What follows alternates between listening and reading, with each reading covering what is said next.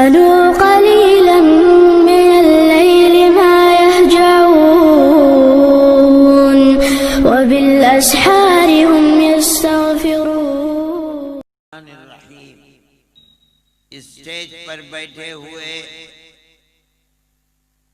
धर्म गुरु और बिरादरान वतन, मुल्क की बदकिस्मती है, मुल्क में रहने वालों की बदकिस्मती है कि मौजूदा सूरत हाल जिसके अंदर पूरी हुकूमत मोदी जी की अक़लियतों के और दलितों के खिलाफ खड़ी हुई है। जो लोग हजार साल से इस मुल्क के अंदर रहते हैं, उनके पैरों के नीचे से जमीन निकालकर अपना गुलाम बनाने की पॉलिसी पर चल रही है। कि आप नहीं जानते, मैं बताता हूं कि जैसे जैसे आजादी का वक्त करीब आता हुआ नजर आता था, हमारे बुजुर्ग मुफ्ती किफायतुल्लाह साहब, मौलाना मदनी और जमीयत उलमा हिंद की बुनियादी शख्सियतें कांग्रेस पार्टी से, मोतीलाल नेहरू से, जवाहरलाल नेहरू से, गांधी जी से वर्किंग कमेटियों में बैठकर तजवीज पास करके उनसे बार बार ये अहद लेते थे कि हमने 150 साल तक इस मुल्क की आजादी के लिए लाखों अपने सपूतों को कुर्बान कर दिया है। हमसे ये वादा करो कि मुल्क आजाद होगा तो उसका दस्तूर सेकुलर दस्तूर बनेगा, मुल्क हिंदू स्टेट नहीं बनेगा। हमारे पास कांग्रेस की सन 46 की, 40 की, 30 की वो तजावीज मौजूद हैं, जिनमें जमीयत उलमा हिंद के सवाल की बुनियाद पर कांग्रेस पार्टी अपनी वर्किंग कमेटियों के अंदर तजवीज लिखकर हमें इत्मीनान दिलाती है कि जब मुल्क आजाद होगा तो मुल्क का दस्तूर सेकुलर दस्तूर बनेगा। मुसलमानों की जबान, मुसलमानों का कल्चर, मुसलमानों के मदरसे, मुसलमानों की मस्जिदें, मुसलमानों का दीन और एक फहरिस्त है उनके हाथों की लिखी हुई, हर चीज महफूज रहेगी। तब जमीयत उलमा हिंद सन 47 तक कांग्रेस के शाना बछाना नहीं, कांग्रेस से 5 कदम आगे बढ़कर मुल्क की आजादी के लिए कुर्बानी देती रही। लेकिन मुल्क आजाद हुआ और बदकिस्मती से मुल्क तकसीम भी हो गया। मुल्क की तकसीम होने के बाद कांग्रेस के अंदर एक ताकत उभरी, मैं नाम भी ले सकता हूं, लेकिन मैं जानबूझकर नाम नहीं लेता। जिस ताकत ने गांधी जी से कहा, जोर डाला कि अब जब मुल्क आजाद हुआ और मुसलमानों ने मजहब के नाम के ऊपर मुल्क का एक हिस्सा ले लिया, अब हमारे इस मुल्क का दस्तूर सेकुलर दस्तूर नहीं बल्कि मुल्क का दस्तूर हिंदुइज्म के ऊपर मबनी एक खास दस्तूर होगा, जिसके अंदर हर अक़लियत अक्सरियत के रहम करम पर रहेगी। जमीयत उलमा हिंद तन्हा एक जमात थी जो गांधी जी को, जवाहरलाल नेहरू को पकड़कर बैठ गई और हमारे बुजुर्गों ने कहा कि हमसे जो वादा किया था उस वादे को पूरा करो। हम तुम्हारे कांधे से कांधे मिलाकर नहीं, मुल्क की आजादी में हमारा किरदार तुमसे आगे रहा है। इस सूरत के अंदर जो हमसे वादा किया था उस वादे को पूरा करो। अगर मुल्क की तकसीम पर दस्तखत किए हैं, तुमने दस्तखत किए हैं, तुम मुजरिम हो, हमारा कोई कसूर नहीं है। हमने अपनी पगड़ियां उछलवाई हैं, अपनी टोपियों को जूतों के नीचे रौंदते हुए देखा है। हमसे हमारे भाई कहते थे कि तुम हिंदुओं के पिट्ठू हो, तुम पाकिस्तान के मुखालिफ हो।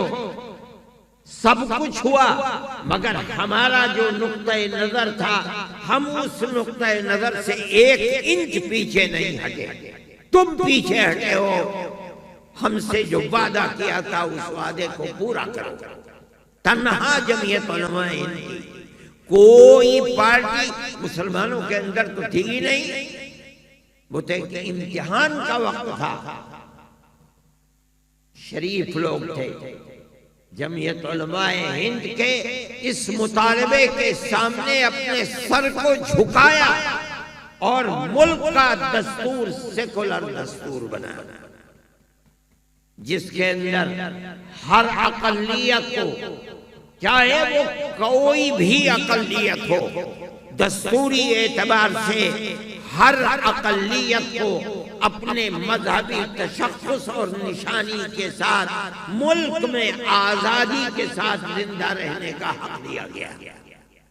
जमीयत उलमाए हिंद आपस में मेल मिलाप और मोहब्बत उसके दस्तूर के अंदर शामिल है।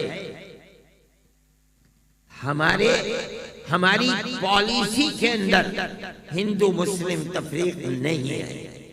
हम ये समझते हैं कि हिंदुस्तान के मुसलमान और हिंदुस्तान के हिंदुओं के बाप दादा एक ही थे। ये अलग बात है कि एक बाप की 5 औलाद है।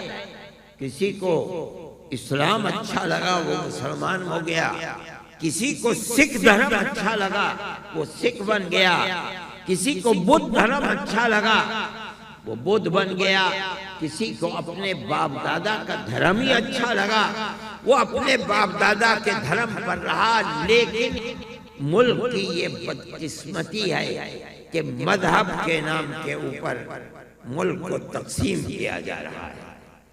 क्या कसूर है, क्या बात है? कभी ये आवाज उठी कि घर वापसी के लिए, क्या मतलब है? सारा मुसलमान अपने मजहब को छोड़कर घर वापस आ जाए, हिंदू बन जाए। ऐसा लगता है कि उन्होंने अपनी माँ का दूध पिया था, मुसलमानों ने माँ का दूध नहीं पिया। इसका मतलब है कि ये बदकिस्मत पार्टी मुल्क के अंदर गली गली कूचे कूचे मुसलमान और हिंदू का खून बहाना चाहती है।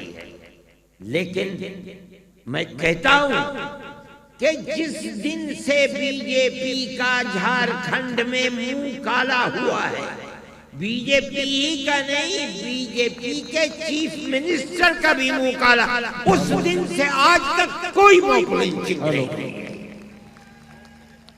इसका मतलब यह है कि मॉब लिंचिंग हो नहीं रही थी। बदकिस्मत है वो पार्टी जो अपने इख्तिदार की कुर्सी के लिए मॉब लिंचिंग करा रही थी। खत्म हो गया। आज कहां है मॉब लिंचिंग? मुल्क के अंदर पता ही नहीं चलता कि मॉब लिंचिंग भी कोई चीज है। जमीयत उलमाए हिंद इस चीज को अपने लिए बाइस से फख्र समझती है और हम ये समझते हैं कि इस मुल्क के अंदर प्यार और मोहब्बत के साथ रहने के सिवा इस मुल्क को जिंदा रखने की कोई और सूरत नहीं है। बीजेपी ने झारखंड में और दिल्ली के अंदर अपनी सारी ताकत लगा दी और जो कुछ मुसलमान के खिलाफ उन्होंने किया था उसको कैश करने के लिए झारखंड में उसके लीडर उतर गए। उन्होंने ऐलान किया कि हमने 370 की दफा को चुटकी बजाते खत्म कर दिया। कौन किसकी माँ ने दूध पिलाया था कि खत्म कर देता। ये उनकी तकरीर है, राजनाथ सिंह की तकरीर है जो झारखंड में उन्होंने की है। हमने राम मंदिर के मसले को जो 70 साल से चल रहा था, खत्म नहीं हुआ था, हमने खत्म करा दिया। वो तमाम चीजें जो मुसलमानों के खिलाफ इकट्ठा की, तलाक के मसले को झारखंड के अंदर कैश करना चाहा, लेकिन हिंदू मुस्लिम का ये इत्तेहाद इतना मजबूत था कि धूल चाटी और जलीलो ख्वार होकर के निकल कर बाहर खड़े हो गए। कहाँ है हुकूमत की, कहाँ है मॉब लिंचिंग, कहाँ है मुसलमान के खिलाफ नफरत।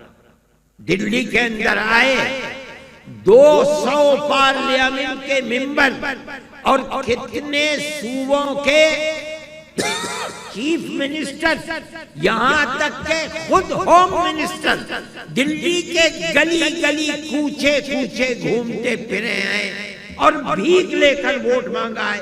न मुसलमान ने भीख डाली, नहीं भीख डाली। ये हिंदू मुस्लिम इत्तेहाद की ताकत है। अगर इस इत्तेहाद को नजर न लगी और ये इत्तेहाद बाकी रहा तो मैं कहता हूं कि इंशाअल्लाह आने वाले इलेक्शनों में बिहार और बंगाल के अंदर भी यही अंजाम